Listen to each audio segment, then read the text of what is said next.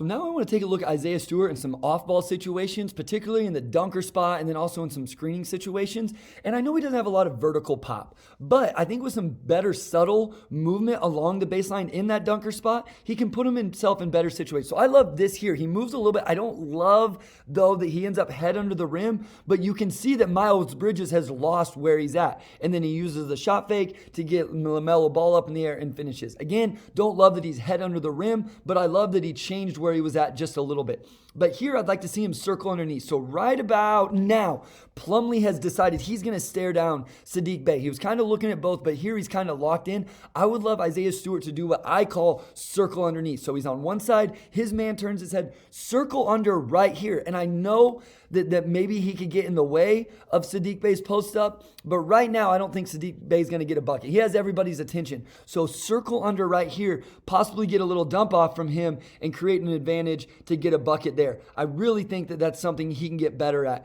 We'll see another one here as Saddiq Bey drives. So he drives. Isaiah Stewart's man is locked in on Saddiq Bey. I would love for Isaiah Stewart to do a little more of what we saw in the first clip, but circle back to this weak side here, okay? Or at the very least, he has to pop, but if he pops, he's not really a threat right now. So circle under to the weak side, make your defender make a decision. As you can see, his defender was able to get back in, help contest that shot from Saddiq Bey. Now as a screener, still in the dunker spot. So right here, I don't think he's going to get a bucket. So what I'd love to see him recognize is screen on Miles Bridges so Hamidou Diallo down here at the bottom of the screen doesn't get a closeout. So right here, if Stewart was screening on Bridges, and on the next clip I'll show you what I'm talking about, then Bridges can't get there. I do like his movement here as Hamidou Diallo drove, and then he's able to catch, just misses that one, stays with it, and eventually gets a bucket. But this is what I'm talking about. This is actually the Hornets, all right? But watch PJ Washington. It's a little different. He's not starting in the dunker spot. But as the drive comes on the strong side, he's going to weak side set a screen for Kelly Oubre Jr. on Killian Hayes. So this stunts Killian Hayes' closeout, and it gets Oubre Jr. a wide open shot. I think that's something Isaiah Stewart can do in the dunker spot to be more effective, knowing that it's not always going to be lob threats and dump offs for him because of that lack of vertical pop. And then even in transition here, I would love to see him recognize this. Saddiq Bey on the weak side, Hamidou Diallo drives strong side. Come screen Luka Doncic right now. Like, come down here, screen Luka Doncic right now so he can't make that closeout and contest on Saddiq Bey. This is an area where it's going to take a good basketball IQ and recognition, but I think he can do a good job of it. Here's another example.